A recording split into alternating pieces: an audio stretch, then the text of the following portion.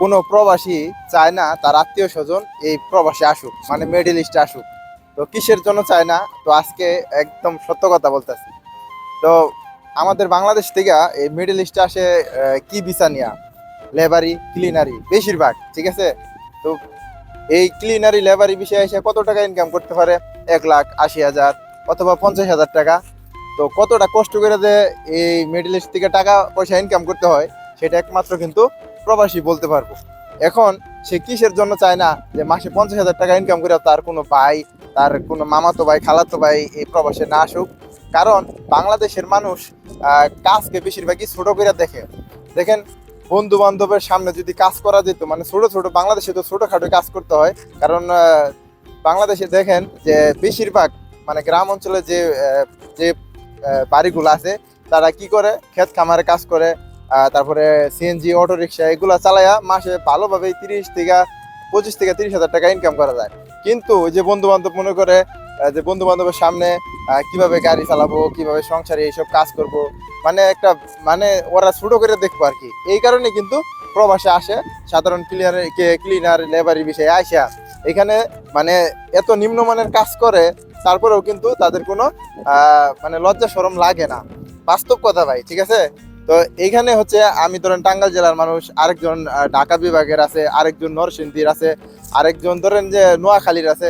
তো এরা তো অনেক দূরের, কিন্তু আমার তো এখানে বন্ধু বান্ধব, তারপরে পরিচিত খালা ফুপা মামা, এগুলো তো আর আমার দেখতেছে না যে আমি এত নিম্নমানের কাজ করতেছি এই প্রবাসে।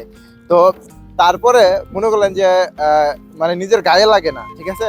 এই কারণে সে চায় না যে আমার মানে তার একটা লোক তার খালাতো ভাই মামাতো ভাই তার কাছে আইসা কাজ করুক। বিশ্বাস করেন, কারণ হচ্ছে এটাই। কারণ আপনারা হয়তো অনেকে জানেন যে মিডল ইস্টে যে সাধারণ লেবারি ক্লিনারি বিষয়ে আইসা মানে কি কাজ করতে হয়, জানেনই তো যে ক্লিনার কি। আপনি যদি ক্লিনারে আসেন, নয় টেবিল ক্লিন করবেন, নয় আপনি অফিসে কাজ করবেন, চা বানাই দিবেন। তো বিভিন্ন মানুষের ফরমাস আপনাকে করতে হবে। তো এইসব বিষয় আসলে, তো এইসব বিষয়ে আসা মনে করলেন যে আপনার এইসব কাজ করতে হবে। তো একজন প্রবাসী মানে আমার ভাই, মানে যদি দেখে যে আমি এখানে টেবিল ক্লিন করতেছি, রাস্তা ক্লিন করতেছি, তো এগুলা যদি দেখে, তাহলে আমার একটা মান সম্মানের মানে কিরকম লাগবে না?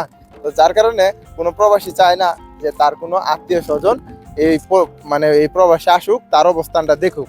সে আসলে অন্য কাজে আসুক, তবে আমার এখানে না আসুক, ঠিক আছে? তারপরেও পার্থপক্ষে কেউ আনতে চায় না এখনকার মানে মানে বাড়িতে থাকতে থাকতে মানে বেকার, খাইতেছে ঘুরতেছে, কোনো কাজ কাম করতেছে না। তো এখানে 30-40 হাজার টাকা যদি ইনকাম করতে পারে, এই কারণে কিন্তু তাকে মানে আনতে হয়। নয় কোনো প্রবাসী তার ভাই, তার বন্ধু, তার আত্মীয় স্বজন কাউকে বলতো না যে তুমি প্রবাসে আসো, ঠিক আছে? তো অনেকেই মাসে 70 থেকে 80 হাজার টাকা ইনকাম করে ক্লিনারের কাজে আইসাও, মানে ঘুরে ঘুরে কাজ কাম করে।